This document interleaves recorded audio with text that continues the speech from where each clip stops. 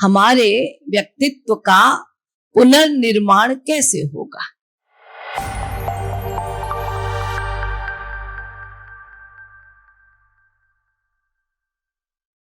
जीव के भीतर जो विकार है,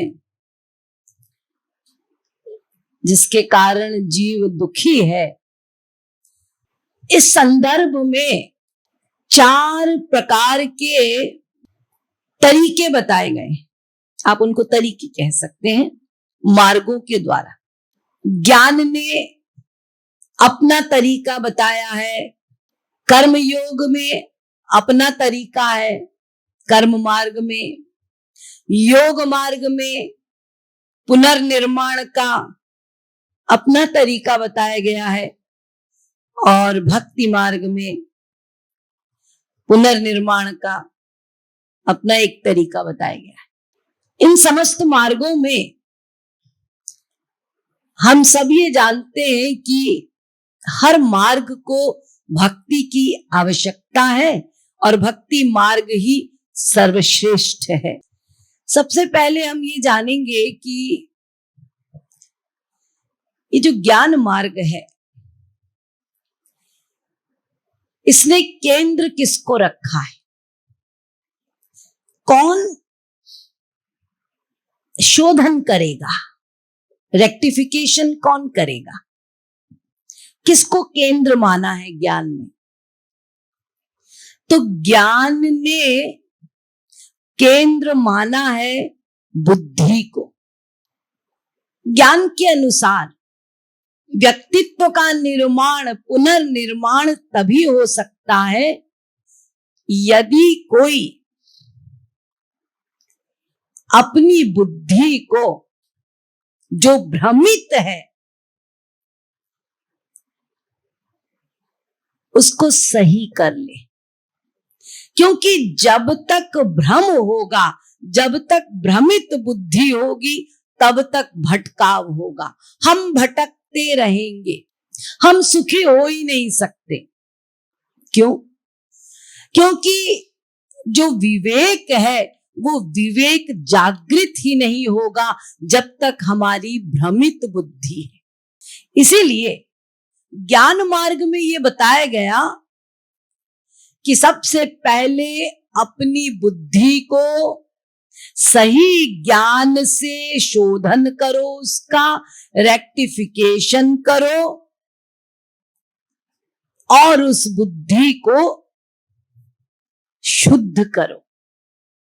तभी विवेक जागृत होगा, तभी वो शुद्ध बुद्धि सत्य का साक्षात्कार कर पाएगी। ये फिलॉसफी है ज्ञान की। अब आइए, योग की फिलॉसफी क्या कहती है? बड़ा कॉमन पातंजलि का सूत्र है, योगश्चित्त वृत्ति निरोधः। तो यहां केंद्र योग मार्ग किसको रख रहा है? चित्त को। ज्ञान ने किसको रखा? बुद्धि को। ज्ञान मार्ग ने बुद्धि को केंद्र रखा,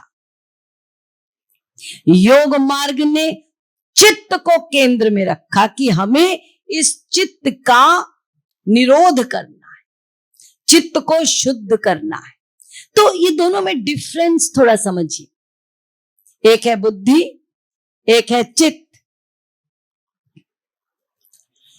बुद्धि माने जो वर्तमान की चीजों को, बातों को, सत्यता को धारण कर रही, ये बुद्धि है, इंटेलेक्ट।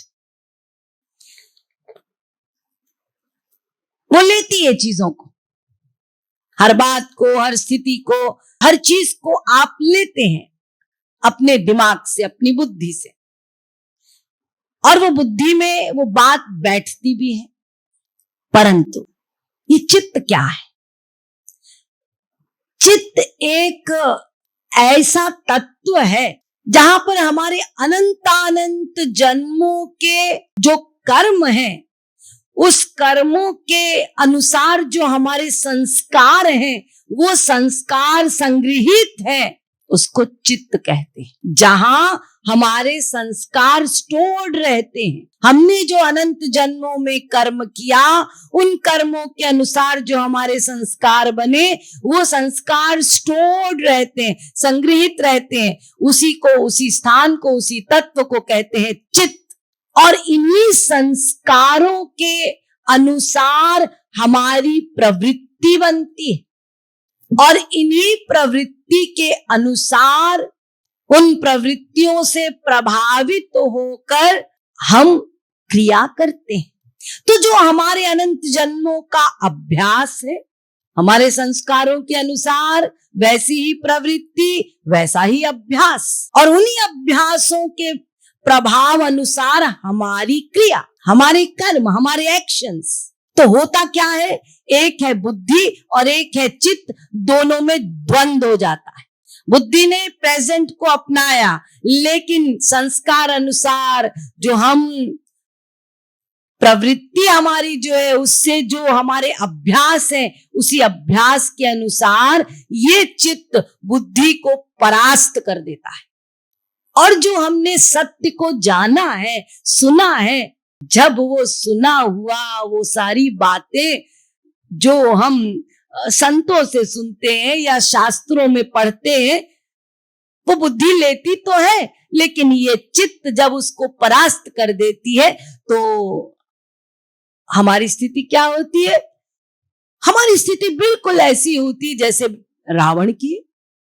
भगवान राम रावण के शीश को काट रहे हैं, और वो शीश धरती पर गिरता भी है। वो रावण शीश रहित हो जाता है कुछ काल के लिए। मतलब शीश का कटना माने क्या होता है? शीश के कटने का मतलब है भ्रम का जाना। भ्रमित बुद्धि है ना, उसको कटना चाहिए। जब तक भ्रमित बुद्धि जाएगी नहीं, विवेक जागृत होगा नहीं। लेकिन फैक्ट में क्या होता है, वो कटती तो है, भ्रम जाता तो है, लेकिन फिर दूसरे ही क्षण दूसरा शीश प्रकट हो जाता है। स्थिति को देखिए, प्रभु राम बाण मार रहे हैं, शीश कट रहा है, गिर भी रहा है, लेकिन थोड़े ही देर के बाद दूसरा शीश आ जाता है। तो इसका अर्थ क्या है? इसका मतलब क्या है? इसका मतलब ये है कि हमारी बुद्धि वो कुछ समय के लिए सुनती भी है, ग्रहण भी करती है, लेकिन दूसरे ही क्षण जैसे ही हम उस परिवेश से दूसरे परिवेश में जाते हैं, बस फिर जैसी बुद्धि थी चित्त के प्रभाव अनुसार वैसी हो जाती। जो सुना था उड़ जाता है, वो कटा सिर, दूसरा सिर आ गया, दूसरे को काटा, तीसरा सिर आ गया।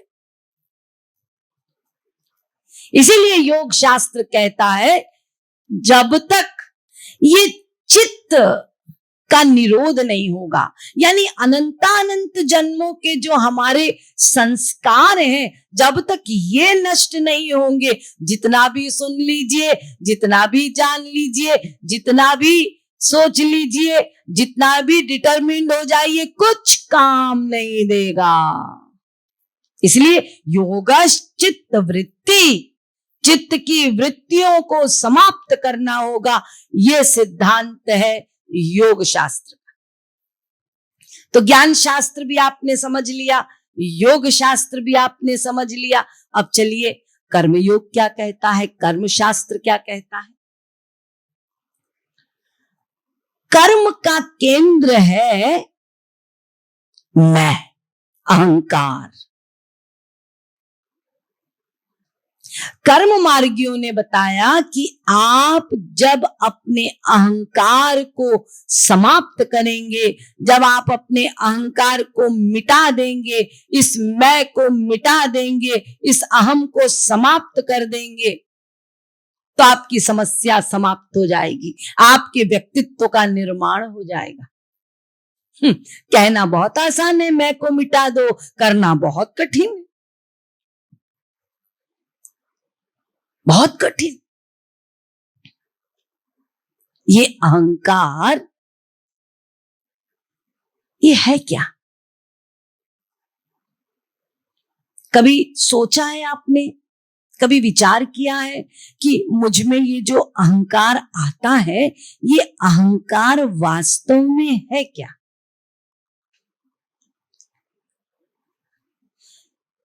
क्या इस अहंकार का कोई अस्तित्व है? क्या ये कोई तत्व है? एक प्रकाश होता है, एक अंधकार होता है। मैं आपसे पूछती हूं, क्या अंधकार का कोई अस्तित्व है? नहीं। अस्तित्व प्रकाश का है, अंधकार का कोई अस्तित्व नहीं है। कमरा है, अंधेरा है। क्या आप अंधेरे को उठा के धक्का मार के बाहर कर सकते हैं? या एक प्लेस से उठा के दूसरे प्लेस में रख सकते हैं? नहीं। अंधकार मतलब अंधकार, लेकिन प्रकाश का अस्तित्व है। इसीलिए आप उस प्रकाश के दिए को उस कमरे में ले आते हैं, अपने आप अंधकार है ही नहीं। ऐसे ही अहंकार ज्ञान का अभाव, प्रकाश का अभाव, आत्मबोध का अभाव, ये अहंकार है, जिस पर कोई वर्क नहीं किया जा सकता, क्योंकि उसका अस्तित्व ही नहीं है। इसलिए ये जो कहा जाता है अहंकार को मिटा दो, अहंकार को मिटा दो, अरे नहीं मिटा सकते आप, नहीं मिटा सकते आप। अहंकार और कुछ है नहीं, अहंकार केवल हमारे बनाए हुए अनुभव है, बस। अहंकार हमारे ही थॉट्स, हमने उसका निर्माण किया है। ये मैंपन, इसका निर्माण हमारे द्वारा हुआ है, खोखला निर्माण। तो इसीलिए उस पर वर्क करेंगे तो कभी काम नहीं बनेगा। ये कर्मियों का सिद्धांत है। अब आइए भक्ति। भक्ति का केंद्र है मन। जब तक मन शुद्ध नहीं होगा, जब तक हृदय आपका परिवर्तन नहीं होगा, तब तक मोह जा नहीं सकता। लेकिन भक्ति में ये कमाल है कि ये भक्ति सामंजस्य और समन्वय के सिद्धांत को मानती है। बाकी जितने भी मार्ग हैं वो समन्वय और सामंजस्य को नहीं मानते। इसीलिए तुलसीदास जी ने रामायण में कहा, दो चीजें हैं, केवल आप अपने बल से मन को शुद्ध नहीं कर सकते, हृदय को परिवर्तन नहीं कर सकते। हृदय का परिवर्तन केवल आपके प्रयास से नहीं होगा। तो सामंजस्य क्या है? राम कृपा नासहि सब रोगा, जो एहि भांति बने संयोगा। एक है राम कृपा और दूसरा है तुम्हारी मन को शुद्ध करने की तीव्र आकांक्षा, और उसी तीव्र आकांक्षा से तुम्हारा प्रयास, उद्योग। तो एक तुम्हारा प्रयास तीव्र आकांक्षा के साथ, और दूसरा भगवान की कृपा। लेकिन इसमें से एक को भी माइनस करोगे तो आपका काम नहीं चलेगा। अब यदि केवल आप राम कृपा की वृत्ति लेकर चलते हैं तो क्या होगा? तमोगुण आएगा, आलस्य आएगा, निष्क्रियता आएगी आप में। अरे भगवान की कृपा होगी तो हो जाएगा ना, वही तो कराते हैं ना, आप कुछ करेंगे ही नहीं। निष्क्रियता आएगी, आलस्य आएगा। और दूसरी बात, यदि आपने राम की कृपा माइनस कर दी और केवल ये लेकर चल रहे हैं मेरे पुरुषार्थ से होता है, मेरे परिश्रम से होता है, मैं करता हूं, तो आपने किसको जन्म दिया? अहंकार को।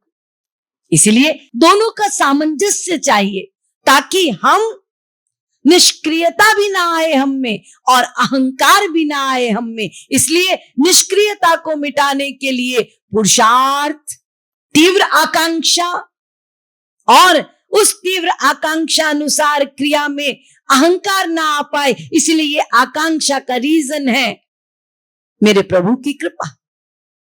वो कराते हैं, मैं तो खिलौना हूं। तो क्या होगा? अहंकार से बचेंगे। ये सिद्धांत है भक्ति का। भक्ति केवल एक मन को लेकर नहीं चलती, भक्ति मन प्लस राम कृपा को लेकर चलती है, तभी समस्या का हल होता है। इसलिए भक्ति श्रेष्ठ है।